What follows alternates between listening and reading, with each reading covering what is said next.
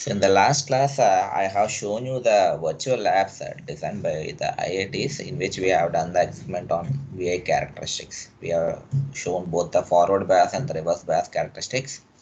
So today I'll be showing you an similar kind of experiment which you can do it at your own convenience in a software called MATLAB. So MATLAB is one of the leading softwares used by all the electrical engineers across the globe. So in this software, for coding, we call it as a MATLAB. For simulation, we have a special package called Simulink. So if you want to open the Simulink, you can directly type Simulink on the command window. This is called command window. This is called current folder. This is called workspace.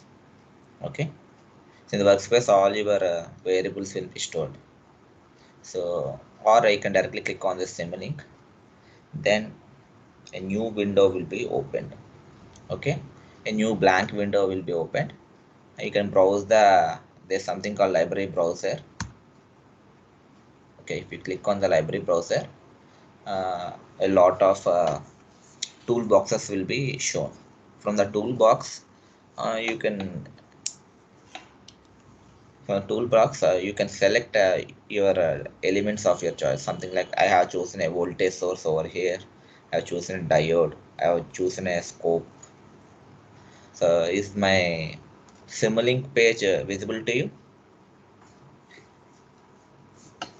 Yes, Please sir. answer. Yes, right. So this is a Simulink library browser. So we have number of block sets or toolbox are available over here, from which you can select any element. Okay, even from the oldest MATLAB version, you have this, but only addition after the 2014 or 16 version is that you can directly search for element directly from the Simulink. You can directly type, for example, diode. Okay, I want to get a diode. I can directly type diode. I'll get all the types of diodes available over here. Okay, if I click on a particular diode, that will be displayed over. Okay, so what I have done is I have created a small simple diagram in which I have connected a voltage source. Okay, a sinusoidal voltage source.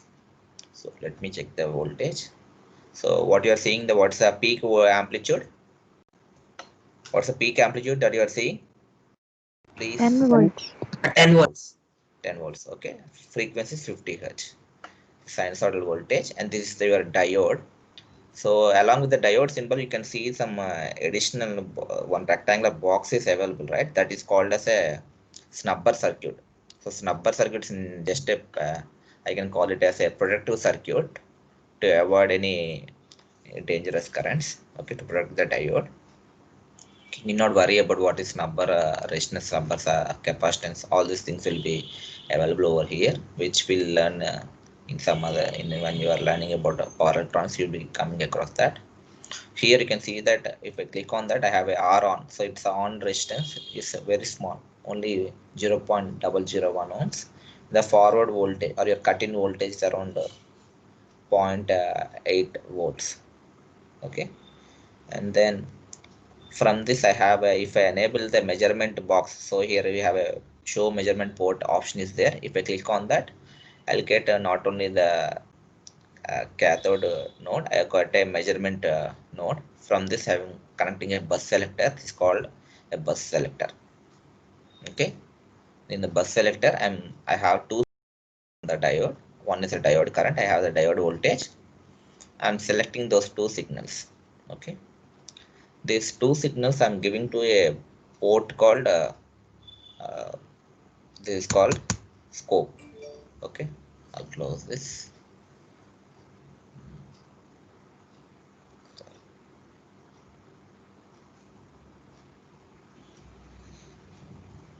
This port is called scope. A scope is more or less like your CR oscilloscope. Okay, so for the scope, either you can keep a single output signal or you can keep multiple signals. Okay, this one thing I'm doing. And what I'm measuring is here I'm measuring the diode current, diode voltage, and then also I'm measuring the source voltage. So across the source voltage I kept a voltmeter. This is a voltmeter port. Okay, voltage measurement port. Okay, the output of the voltage measurement port, I'm again giving to the scope. Okay, see, not for the circuit to work, we need some kind of a block called power GUI. For any circuit to work with the electrical power, you need to give a block called power GUI. Unless you give this power GUI block, your circuit will not work. And then what I'm doing is I've given a simulation time of 0.1 seconds. The reason I'm giving 0.1 seconds is that so I need answers from you. So what is the frequency I have given here? Supply frequencies. Please see and 50 tell hertz, sir. what's 50 50 hertz. hertz. So in 50 1 hertz. second, so what is the time taken for one full cycle to complete, for one sinusoidal signal to complete? 1 by 50 seconds, sir. 1 by 50. 1 by 50. It's around 20 milliseconds. Okay. It's a standard value you need to remember. Simply, you can directly do 1 by 50, which leads to 0.002, 0.02, which is nothing but your 20 milliseconds. Okay. So for one full cycle, it takes around 20 milliseconds. So what I'm doing is I'm taking some 5 full cycles to display on the output. So 5 into 20 milliseconds, it is around 0.1 seconds. Okay, so that's why I'm taking 0.1 seconds. You can take any number of your choice, but if you are taking in many number of cycles, their output will be so clumsy in the entire box. So I want to get a elaborated zoomed output, so I'm only taking the simulation runtime to be 1.1 seconds. Okay, then what I'll be doing is I'll be opening the scope. Okay,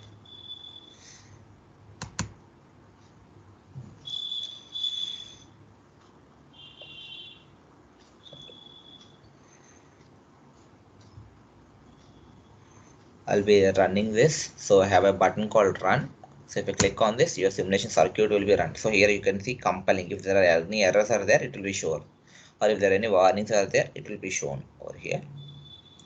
And then, so this working on the solver of ODE45. So there are a number of solvers are available in your MATLAB. So by default, it will be ODE45. So if I open, you can see this Simulink circuit. I'll maximize it.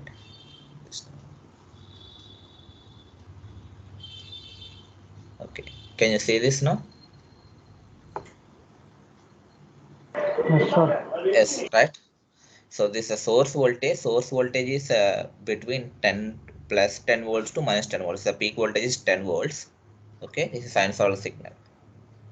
And then if you see the diode voltage, you can see that when during the positive half cycle of the supply, here the diode voltage is very small.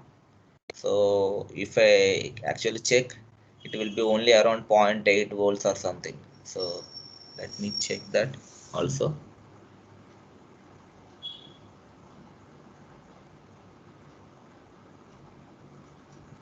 So I think I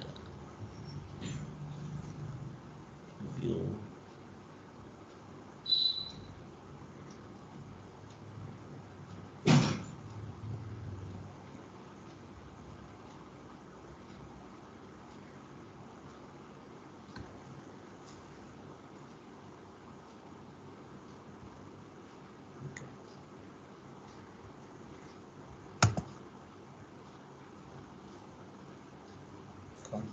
So this is around, if I zoom it, this will be around 0.8 volts. So 0.8, after 0.8 volts, it will not go beyond that. So maximum voltage across the diode in forward bias is only 0.8 volts.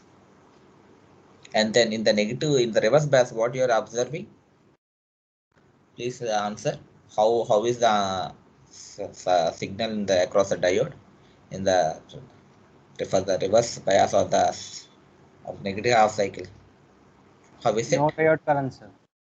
So diode current is 0, and you can see that whatever supply voltage is there, the entire supply voltage is appearing across the diode.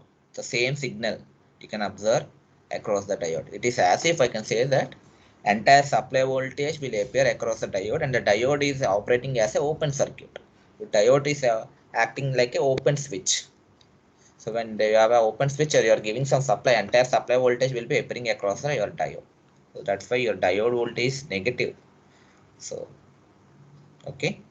So whereas when you are giving a positive supplies in the positive half cycle, you can see that the voltage across the diode is very small. It is usually around 0.7 or 0.8 volts. So this means that in the positive half cycle, diode is acting like an on switch.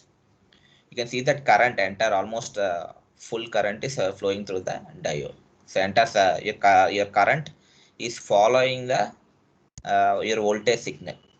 It means your diode is acting more or less like a resistor. Okay. So it's a on switch with a very low resistance. Okay, because of the resistance only you may see a small drop in current magnitude, or you can see the small voltage appearing across your diode. Okay, so similarly you can try other circuits also. I just want to demonstrate you how to do this in a Simulink kind of environment.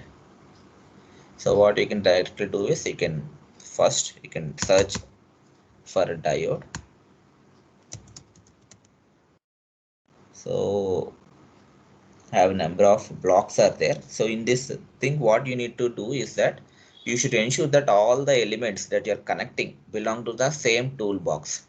If you have a diode into across two different toolboxes, if you connect them, if you connect two different elements from two different toolboxes, they will not be connected by this wire. Okay, it will be showing a red color dotted line, and a warning or error will be shown. Okay, so ensure that all the elements that you are taking in your circuit belong to the same toolbox. Okay, you have a lot of toolbox in the library browser. Commonly used blocks can be used anywhere. So most of our circuits will be in a toolbox called sim events or simscape. It will be there, or sim power systems, it will be there. Okay, you can see that in a simscape you have a foundation library. I'll maximize this.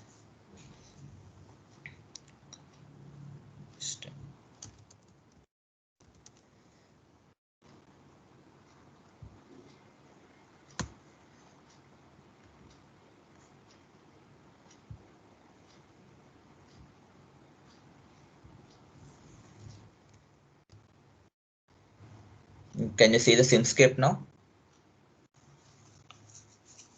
Can you see the Yes, simscape? sir.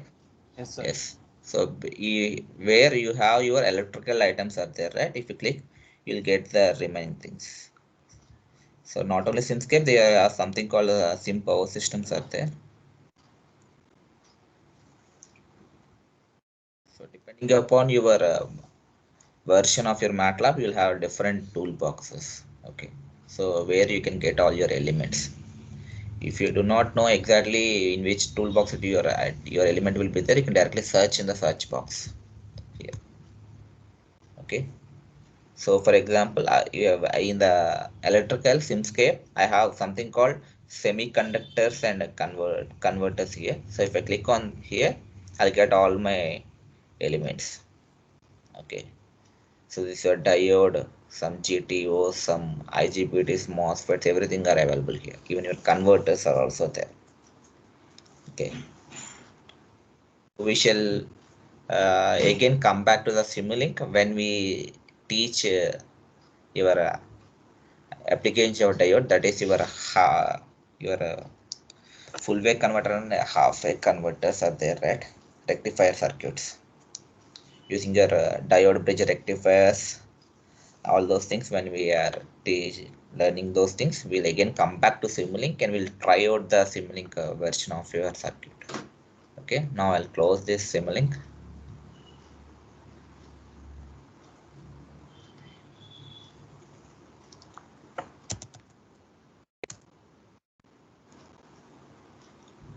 So let us come back to our presentation.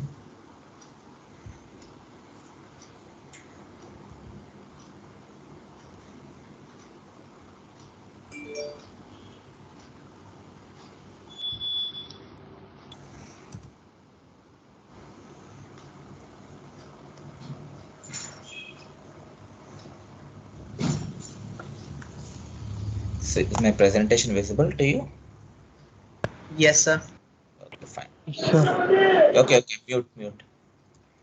Okay, so in the last class we have seen the volt ampere characteristics, we have seen the cut-in voltage, we have seen the temperature dependence, and then we have seen the property of a diode, which is your resistance. We have seen the diode static resistance, and we have seen the your data sheet. We have also seen the dynamic resistance, and we have also seen the linear diode characteristics, piecewise linear diode characteristics. In today's class, we'll be learning about the other property called capacitance.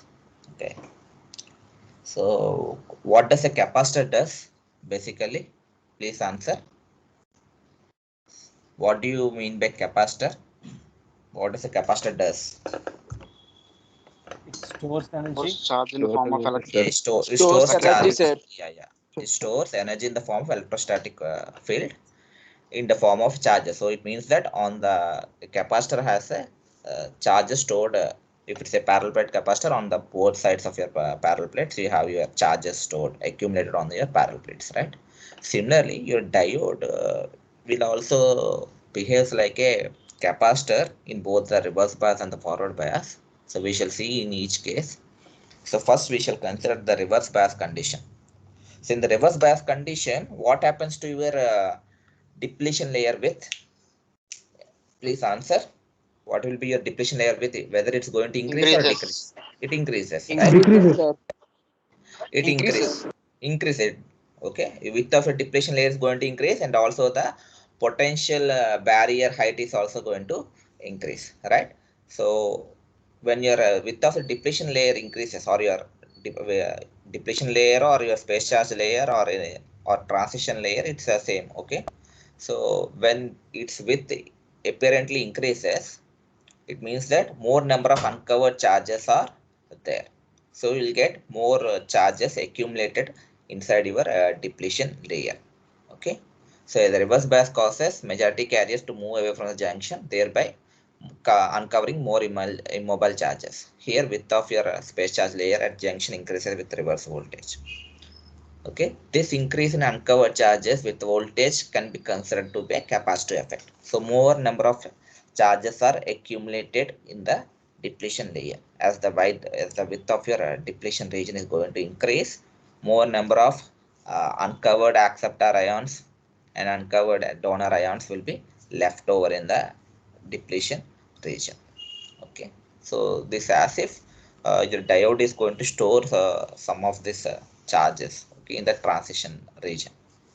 Okay, so this incremental capacitance can be found by the formula modulus of dq by dv, where q is the increase in the charge caused by change in dv. Okay, so if you are increasing your voltage, reverse voltage by dv, then the increase in charge in the depletion layer, let it consider to be a dq, then your CT is equal to dq by dv. But you know that current is equal to dq by dt, right? So what you are going to do is, you will write I equal to, in place of dq, you will write it as CT into dv. So it will result current is equal to CT into dv by dt.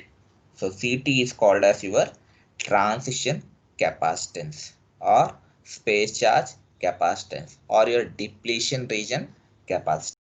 Okay, so transition of space charge capacitance is not a constant value, but it will depend upon the magnitude of your reverse voltage. If you're going to increase the reverse voltage, its value might further increase. Okay. Then you have your diffusion capacitance. Okay, so your transition capacitance has come into effect mostly in the reverse bias condition, whereas if you consider a forward bias condition, in a forward bias condition, a capacitance much larger than CT comes into picture. That capacitance, we'll call it as a diffusion capacitance. So you already know that in a forward bias, what happens? Your depletion layer width is going to decrease, right? And decreases. width of the depletion layer decreases, and then what happens?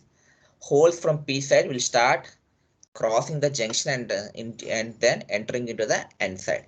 Okay, so the number of holes that are entering into the N side, that procedure is called as injection or injection of holes, because of your diffusion is there, right?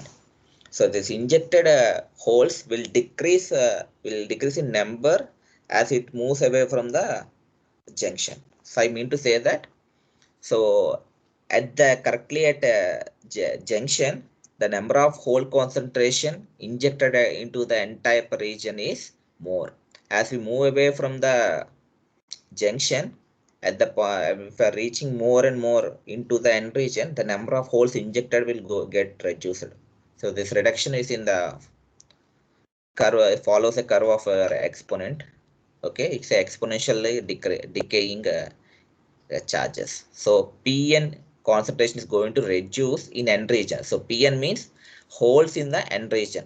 The holes in the N region will decrease as they go into deeper into the N region. So this is on the x-axis you have the distance from the junction. Okay, on the x-axis you have distance from the junction x. Okay, so if the x is equal to 0, your Pn is equal to Pn of 0. This will be more. As we go further away from the junction, if we are moving in, if we are penetrating more into the N side, the concentration of holes will decrease, because here there will be recombination of charges will be there. Okay, so by the time the we are reaching the other end of the N side, the number will gradually reduce to a value Pn naught. Okay, so exponential decay will be there of the injected charges. Okay, however, you can say that because now once they enter this N region, these holes are not your majority charge carriers, they are your minority charges.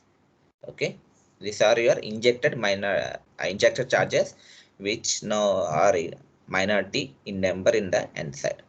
Similarly, electrons will be there. Electrons will be penetrated into the P side, and there also their number will decrease as they move away from the junction towards the end of the P side. So the more the distance they reach, their number is going to decrease. Okay, so in forward bias, potential barrier is lowered and holes from P side will enter the N side, and similarly electrons from N side will move into the P side. The injected hole density falls off exponentially with distance.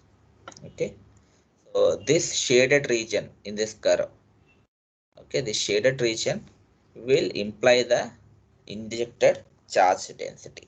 Okay, more the shaded region will be there, it means that more charges are there inside your N side. Okay, so these are the minority charge carriers inside your N side. You have minority whole charges, and in the P side you have the minority electrons.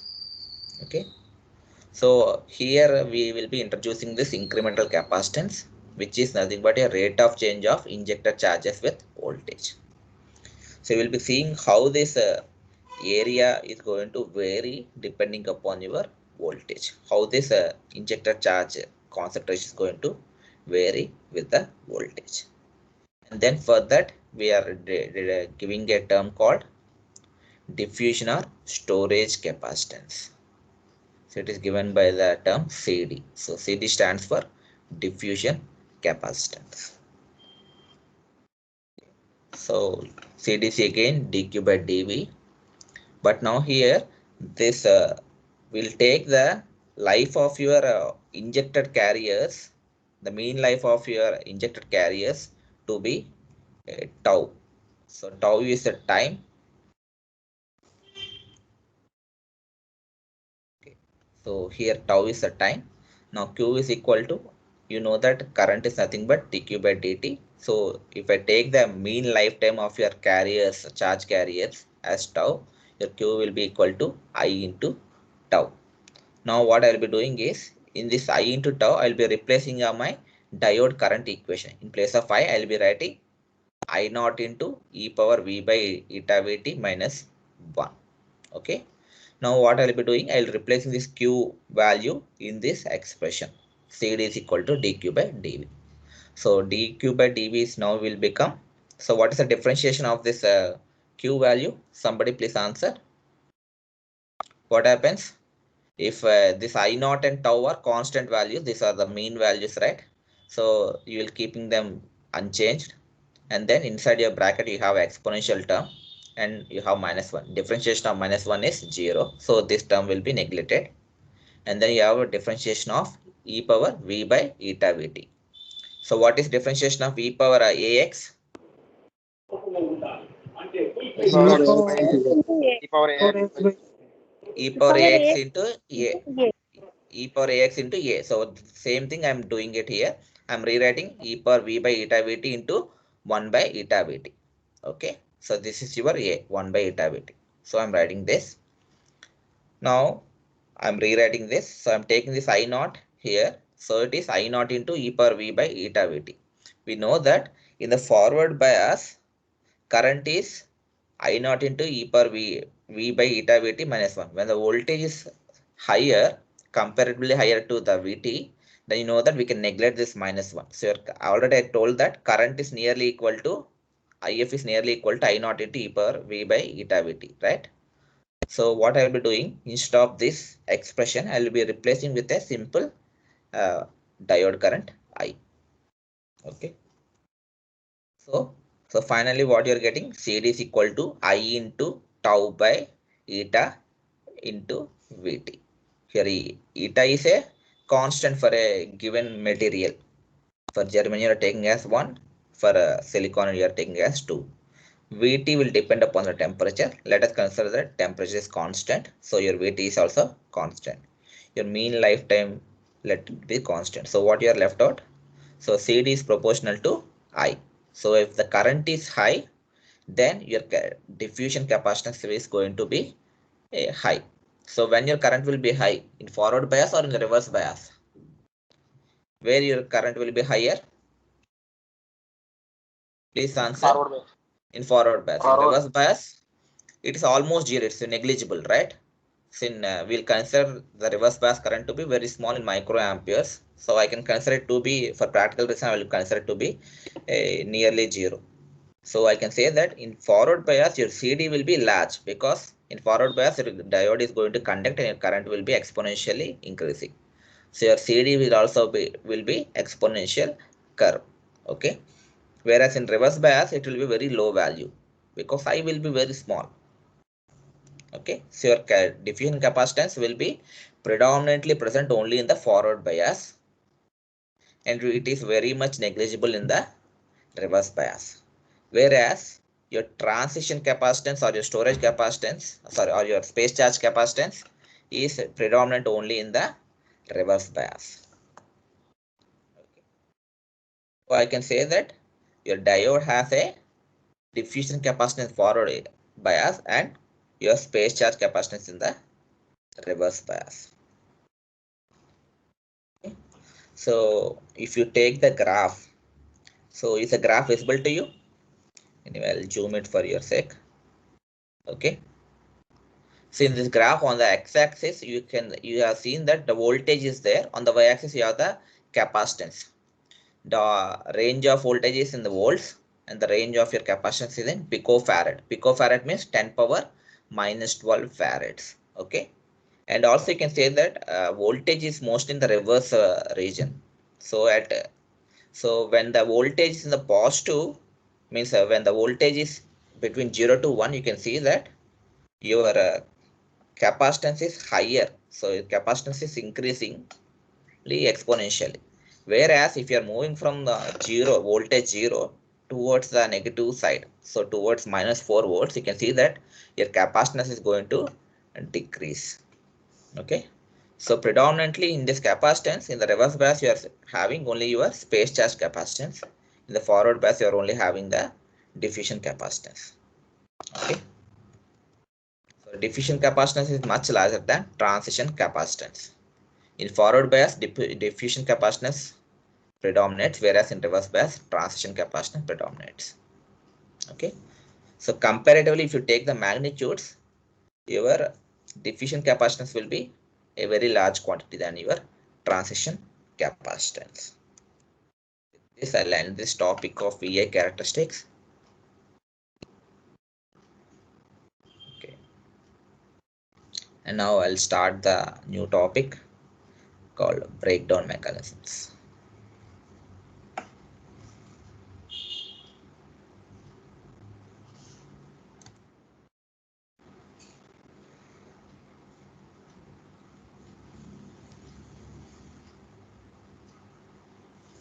Okay, is my PPT visible to you? Yes, sir. Okay. So earlier we have seen this graph VA characteristics in which we have zoomed the reverse bias this third quadrant to make it visible to you. So you can see that I is equal to minus I naught in reverse bias as long as your voltage is very small value. If the voltage is going to increase further, at one particular point you can see that current starts rising.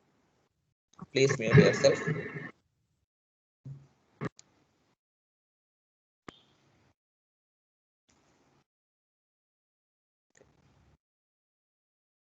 Okay. Current starts rising suddenly without any further increase in the voltage.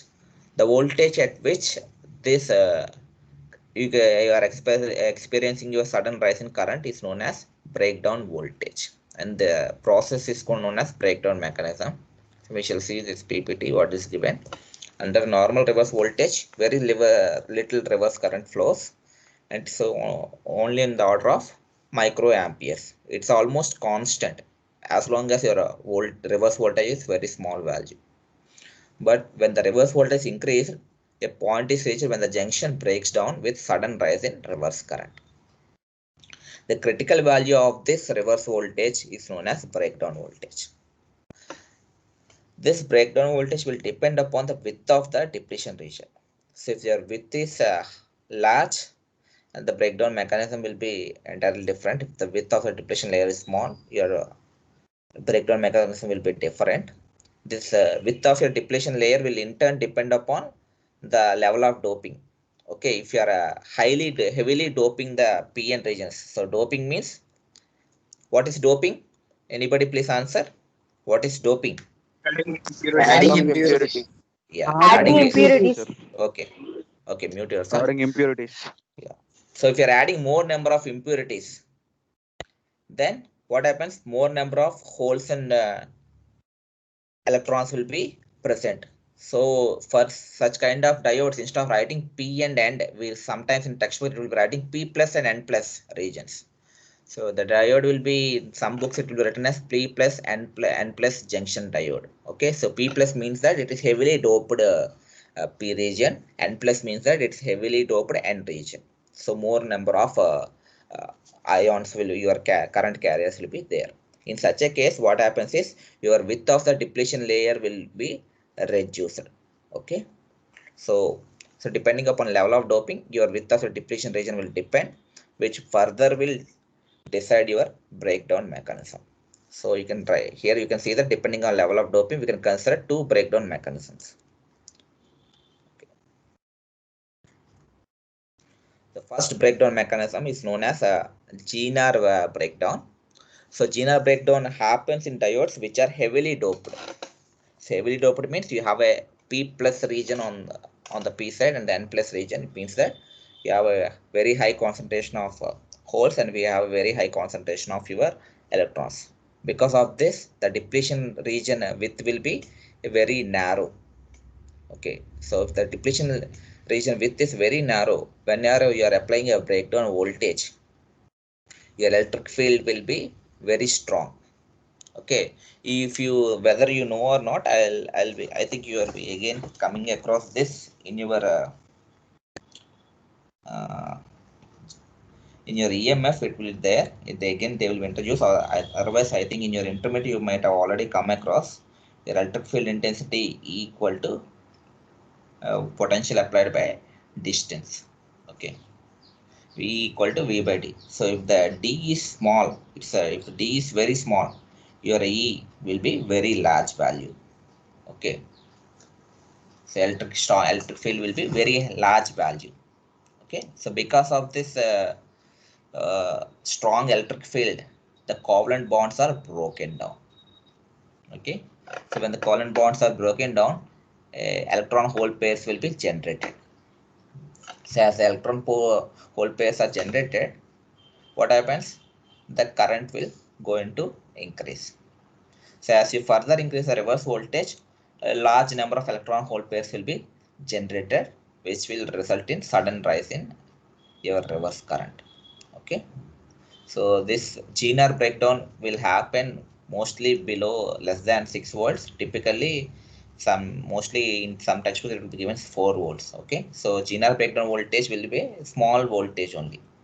So this Zener breakdown will happen only in diodes which are heavily doped. So this point in block letters, these are very important. So Zener breakdown happens will be considered only in heavily doped p-n junction diodes. Reason is that the depletion layer is very narrow. As a depletion layer with is very narrow, when you're applying a voltage, the electric field applied across your junction is very strong electric field.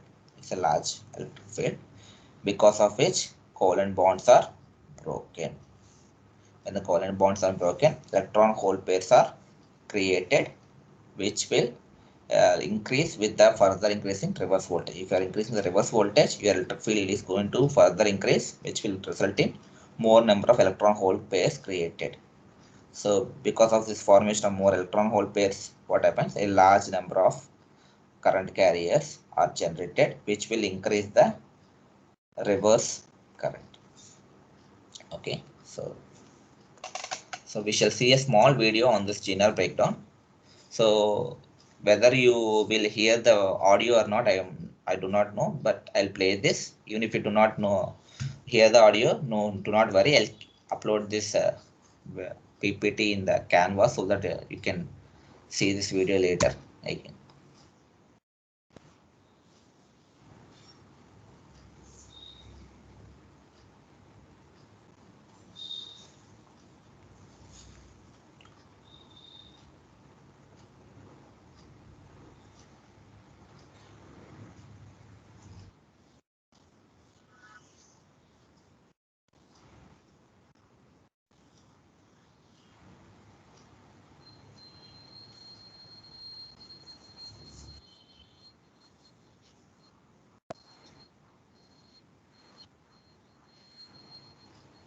Are you, are you able to hear the audio or not? Please let me know.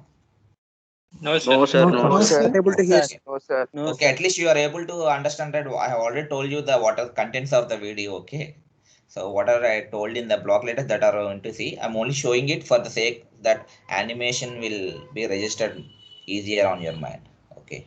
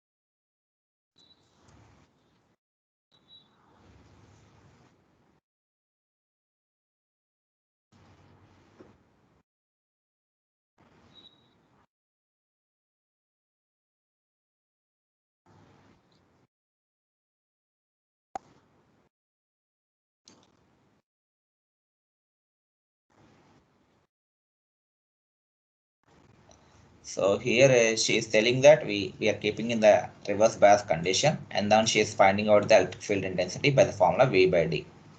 So because the width of the depletion rate is very small, around 200 angstroms only, she has found out the electric field intensity by dividing the voltage applied 4 by 200 angstrom units. She has found out. Okay, now as the voltage is further increased, your electric field intensity is going to increase further, which will result in breakdown of your covalent bonds. So she'll be showing down the atomic structures, and she'll be showing down that how your atoms are broken.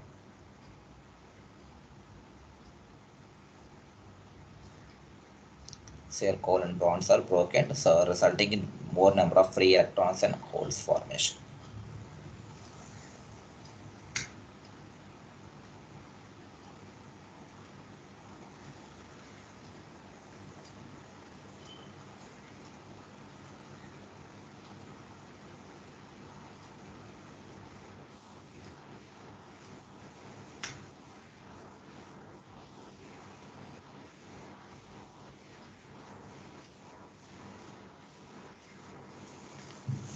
Okay, that's it.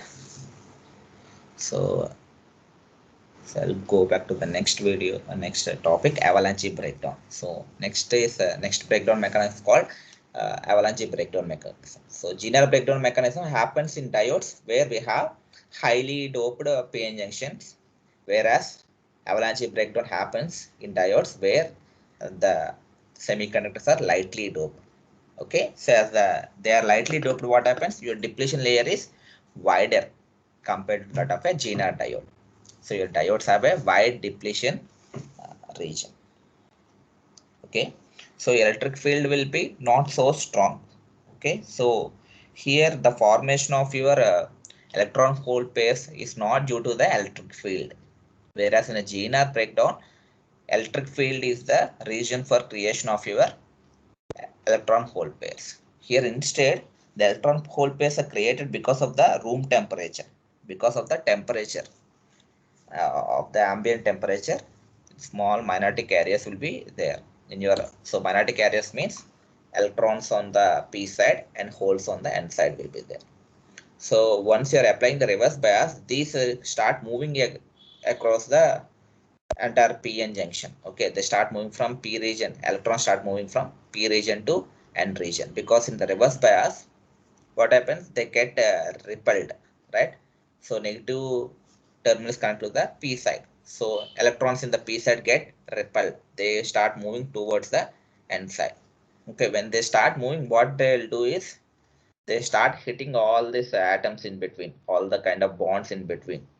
So as we are giving more voltage, what happens, they get enough kinetic energy to hit all the neighboring atoms, and they liberate electrons from such kind of atoms. Okay, so which will result in formation of new electron hole pairs. So newly liberated electron hole pairs will also have the kinetic energy. So what happens, it means, so one electron will hit and will liberate, let us say it will liberate 3 electrons. These 3 electrons will further have the kinetic energy, then they will again create few more electrons, free electrons. So likewise, after some time, within a very short period, a large number of free electrons and holes will be accumulated. This kind of accumulation is known as avalanche. So avalanche is nothing but something like you might it's accumulation of a huge pile up. So the piling up of this kind of electrons or holes is termed as avalanche. Okay, sometimes you'll be hearing most of these avalanches regarding this any snow peaks are there in the snow. Sometimes you'll be hearing that when in the Mount Everest or somewhere, there's a avalanche of snow because of which some people are died, right? It means that snow is accumulating and this rolling down in as a massive structures. They're rolling down and then hitting on the people on the base of the mountain. Okay, so similarly here, uh, the electrons or the holes will be piling up because of this carrier multiplication. So one free electron will liberate more free electrons because of the kinetic energy they are getting from the supply. Okay, leading to the avalanche of charges. So because of which the current will increase, there will be sudden rise in reverse current. Okay, so this is known as avalanche breakdown.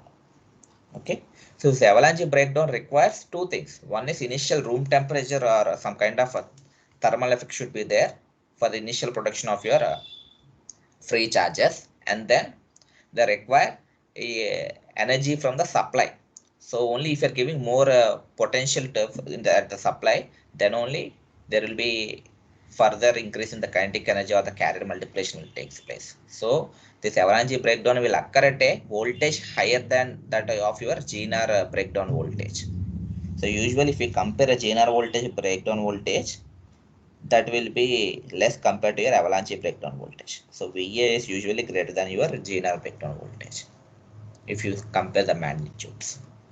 That's what in the graph you can see that. So GNR breakdown voltage is small, whereas your avalanche breakdown voltage is large. Okay, so avalanche breakdown voltage, avalanche effect will be seen in only diodes which are having lightly doped uh, material. Okay, so next we will be showing a video similar to that.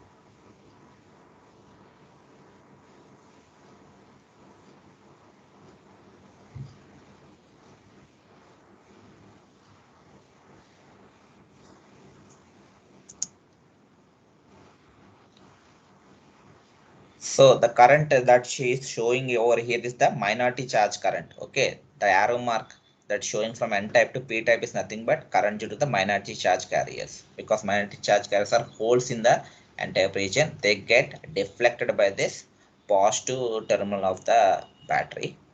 So they start moving from N side to P side. Similarly, electrons will start moving from P side to N side. Okay, they will constitute your minority current, which will constitute your reverse current. Okay, and you can see that as you are increasing the reverse voltage, your depletion layer will also be widened. Okay, so it means that you are equal to V by D. So two things are happening simultaneously. One thing is that your voltage is going to increase, and your voltage is going to increase, so numerator is increasing. Along with that, what is happening, your depletion layer with D is also increasing. So effectively your E value is small. So please mute yourself. Okay, if you have a doubt, you can raise your hand, then I will let you unmute. Okay.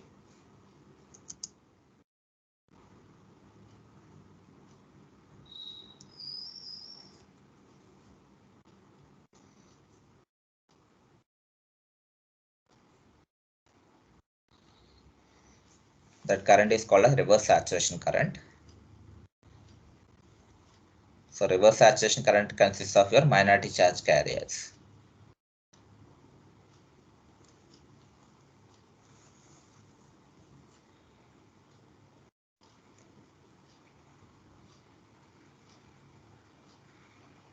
So here she will be showing on the kind of carrier multiplication, how a free electron is going to liberate further free electrons.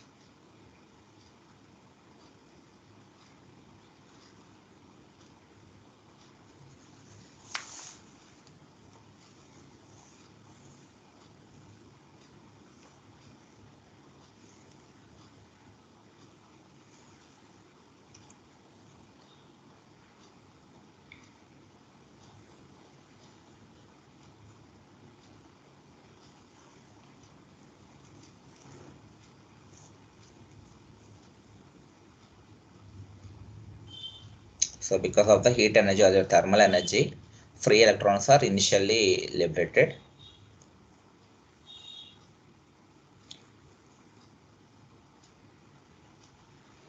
So usually there will not be any absolute N type or P type region. So she is implying that there will be some kind of minority charges also in a P type region.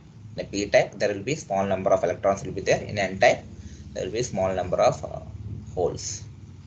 So this she's now depicting the minority charge carriers.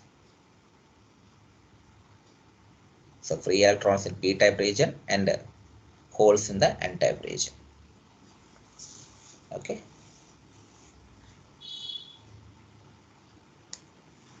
And then as the voltage is increasing, these free electrons and the holes will start moving. So holes will start moving from n side to p side, electrons will start moving from p side to n side. While they are moving, they will hit the covalent bonds, releasing more number of electrons and hole pairs.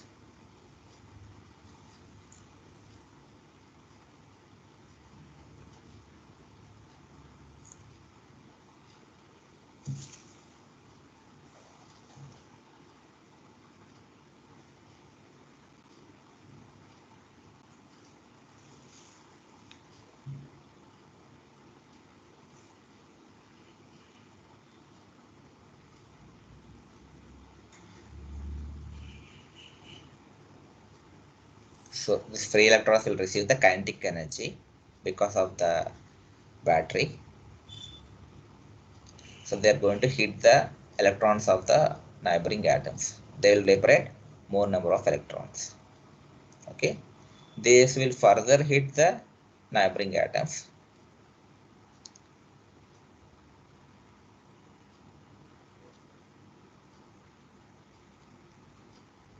Those which are liberated. So likewise, because of this presence of kinetic energy, more number of free electrons will be liberated. So resulting in piling up of these charge carriers. This piling up of charge carriers is termed as avalanche, resulting in breakdown of your diode. Okay. So if you do not control this current by means of any external resistor, this breakdown current will permanently damage your PN junction. Okay, so usually we'll be keeping an external resistor in order to control the reverse current. So she's drawing that external resistor. Okay, she's telling that if you do not keep that external resistor, your reverse current after the breakdown will damage the PN junction permanently. That's it. Okay. So there are I have kept further video in this PPT, which you can see once you receive this PPT today. Okay. So if you have any doubts, you can ask for 2 or 3 minutes, after which I can end the session.